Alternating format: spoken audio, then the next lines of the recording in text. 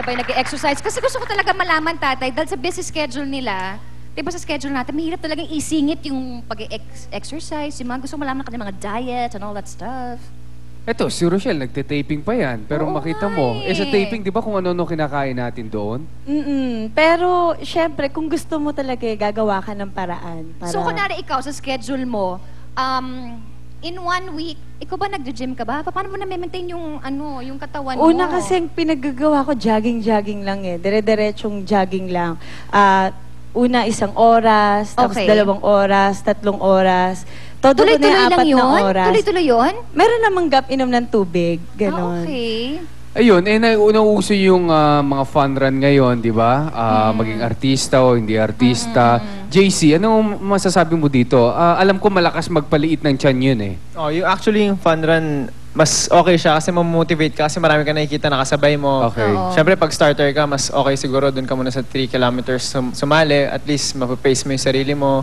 Tsaka makikita mo rin kung paano mo ipapace yung sarili mo para tumagal ka. Kasi iba, mabilis agad. Hindi nila matatapos yung run. Oo.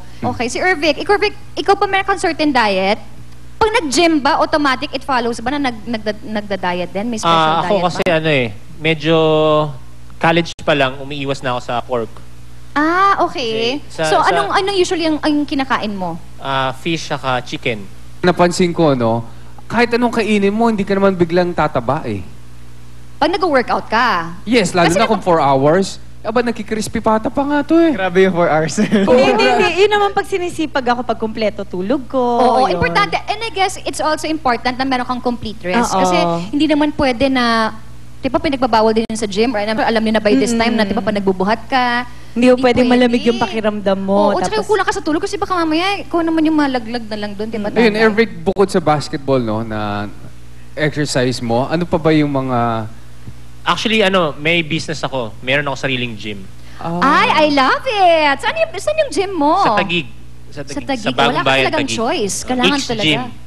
Kasi Oo. ako, athlete ako before, tapos mahilig din ako mag-workout. So Oo. naisip ko, may konting ipon ako, i-pundar ko na lang din sa gym. Very good.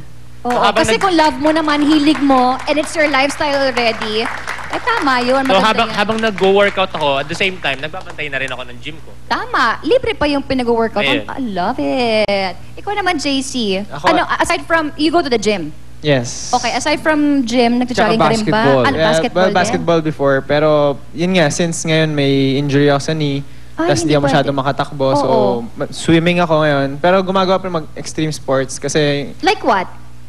halos lahat ng pwedeng ipagawa. Diyos ko, nakakaloka naman pala ito.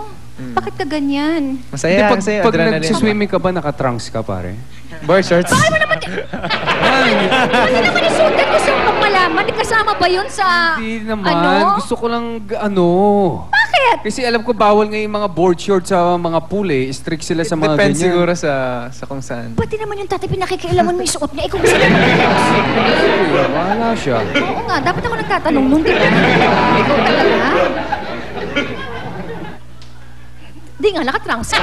Board shorts. Board shorts. Di ba bawal yun? Trunks ka next time, tapos text mo ako. Hindi ganun. Ito na, yung pagkain. Kasi ikaw ba, pinipili mo rin yung pagkain mo? Let's say, kasi ang alam ko, meron akong napanood mong interview na pag meron kang kailangan super, di ba may ganun tayo, pag kailangan medyo mag-lessen ko yung pagkain ko, ganyan kasi ito yung sexy yung susuotin ko, o kaya kailangan fit yung itsura ko. So medyo nagka-crash diet tayo. Pero yung mga normal lang, let's say, hindi mo kailangan maging super duper fit. Ano yung Kasi nagsasayaw naman kami. Yun nga. Ako, Oo. and nag-white rice normal na tao. isang ganyan, isang cup, half siya, diba? Oo, kasi may hilo yan. Ako mahilig doon. importante yan. alam ko, as long na mag-workout ka, maglalaro ka ng basketball or mag-gym ka, kumain ka. Kasi kailangan mo eh. Kailangan mo ng energy, Kailangan mo di ba? ng energy. Tapos Pero burn mo rin naman yun eh. Siyempre yung carbs na iti-take mo, kailangan yung mga healthy carbs. What are the healthy carbs? Yung mga Matagal brown ko na narinig din rice, si healthy mga carbs. Hindi pa yata kami nakikita niyan eh. Ayan, mga brown rice, wheat bread. Kasi kailangan mo rin Brown ng carbs rice? eh. Kasi yun yung para ma-absorb ng katawan mo yung protein, kailangan ng carbs.